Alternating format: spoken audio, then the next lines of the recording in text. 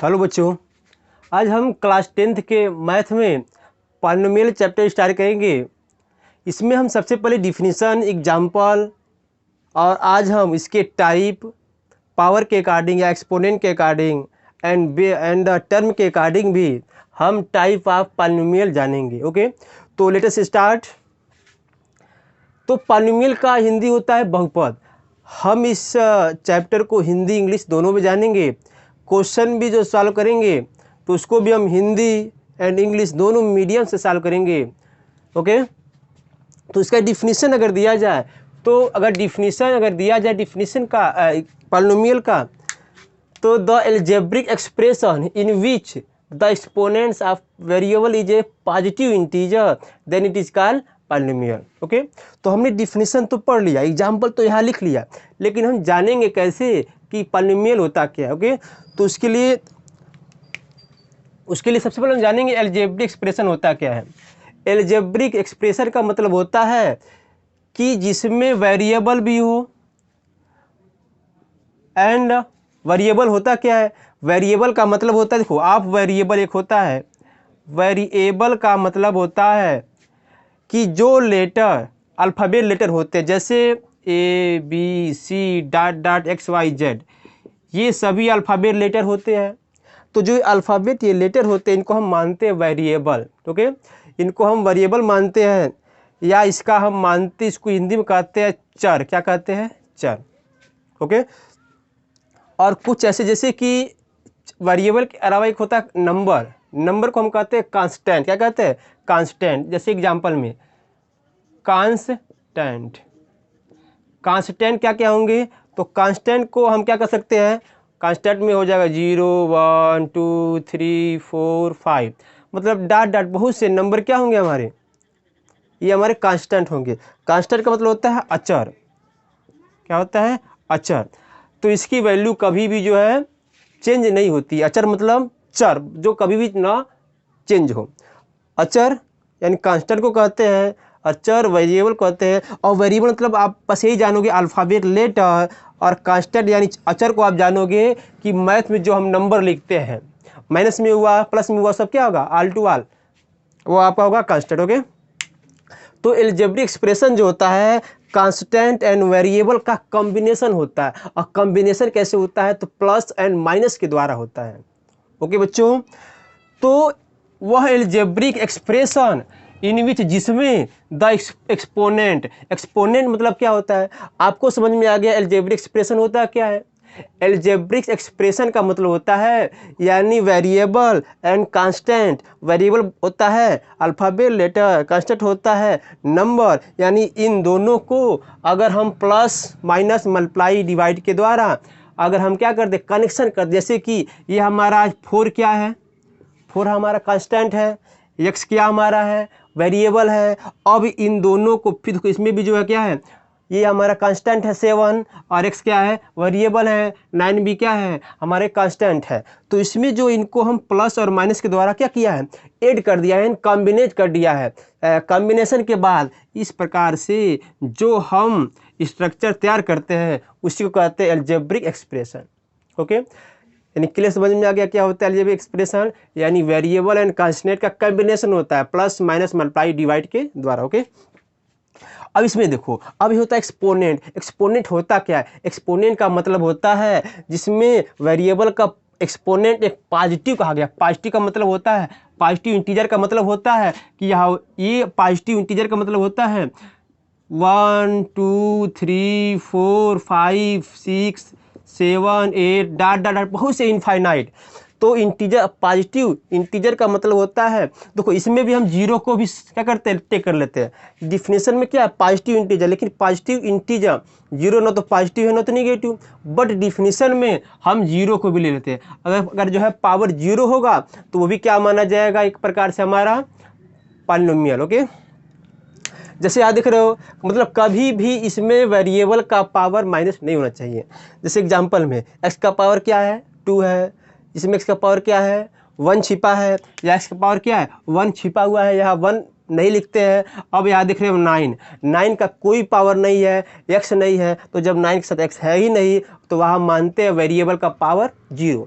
Okay, यहाँ देखो आप, यहाँ पर जो है पावर 2 है वेरिएबल का, यहाँ देखो 2 वेरिएबल है, x भी है y भी है, तो इसका भी पावर 1 है, इसका भी पावर 1 है, तो ये भी पावर 2 है। तो आप देख रहे हो कि ये पॉजिटिव मिला, पॉजिटिव मतलब प्लस में, मतलब -2 -3 ना हो, न ही जो है बट्टे में पावर हो। जैसे एग्जांपल में अगर हम इसको दे दिया हमने, अगर हम इसी को अगर हम कर दे अंडर से कि x - 9 हमारा क्या है, पॉलिनोमियल है, 4x³ - 3x² + 4x - 6 हमारा क्या है, पॉलिनोमियल है। कैसे कब नहीं होगा तो भी जानो आप। तो जैसे कि अगर इसको हम क्या कर दे, इसको हम कर दे अंडर रूट में, तो ये हमारा पॉलिनोमियल नहीं होगा। क्यों नहीं होगा? क्योंकि हम जानते हैं, क्योंकि अंडर रूट का मतलब होता है 1/2।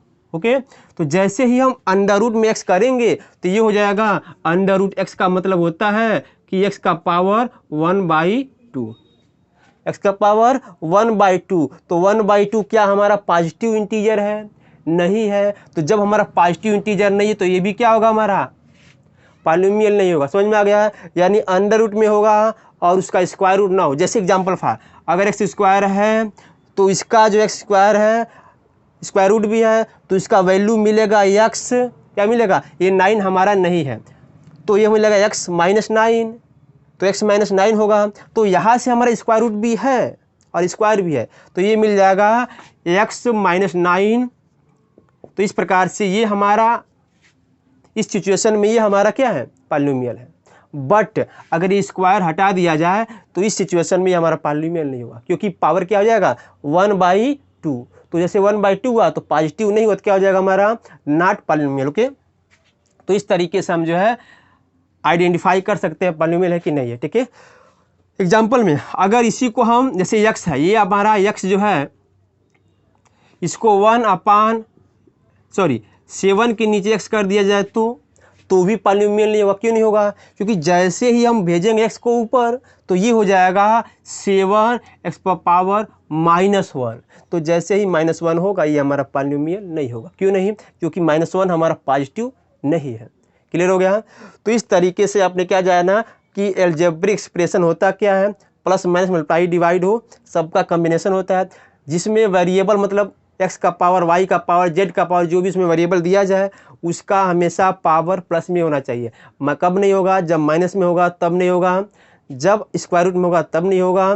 तो इस सिचुएशन में, इस कंडीशन में वो हमारा पॉलिनोमियल नहीं होता। ओके, इसको हिंदी में भी जान लिया जाए, एक या एक से अधिक चरों में उपस्थित, चर हमने बताया था क्या होता है, चर का मतलब होता है वेरिएबल, यानी ए से लेकर जेड तक के जो हमारे अल्फाबेट लेटर होते हैं में उपस्थित ऐसा व्यंजक, व्यंजक का मतलब हो गया कि जो हम ये कॉम्बिनेशन बनाते हैं जिसमें चर की घात, चर हम बताए हैं आपको, जो हमारा ए से जे होता है जेड तक, चर की घात एक धन पूर्णांक। देखो धन पूर्णांक का मतलब होता है, ये धन पूर्णांक का मतलब क्या हो गया, धन पूर्णांक को कहते हैं 1 2 3 4 5 6 7 डॉट डॉट इनफाइनाइट तक, बहुत से इसके क्या होते हैं, एंड होते हैं। तो इस सिचुएशन में हम 1 को भी क्या करते हैं, ऐड कर लेते हैं। क्यों? क्योंकि अगर हमारा जो है जैसे 7 हो, 7 अगर लिखा जाए, अगर 7 लिखा जाए, इसमें इसके साथ x लिखा जाए तो ये भी हमारा पॉलिनोमियल है। बट अगर ये हम x को हटा दिया जाए तो भी हमारा पॉलिनोमियल है। क्यों? क्योंकि यहाँ पर इसका x का पावर 0 छिपा हुआ है। ओके, तो इस कंडीशन में इसको हम क्या कहेंगे, पॉलिनोमियल। ओके, तो हमने पॉलिनोमियल का डिफिनीशन इंग्लिश एंड हिंदी दोनों में जान लिया है, और इसका एग्जाम्पल भी क्या कर लिया, हमने जान लिया। ओके, तो इस प्रकार से इसको आप जो है नोट कर लीजिए।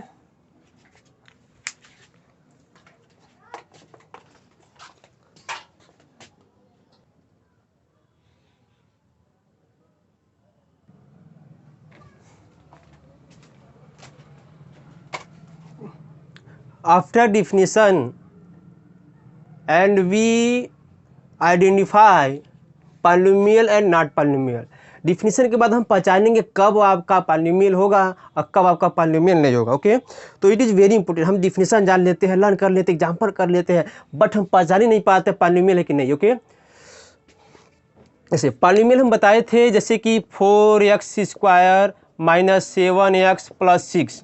तो इसमें आप देख रहे हो, मैंने बताया था कि जो है, जो वेरिएबल है उसका पावर हमेशा पॉजिटिव होना चाहिए। तो आप देख रहे हो इसका पावर क्या है, 2 है, इसका पावर क्या है, 1 छिपा है, इसका पावर क्या है, तो यह 0 छिपा है।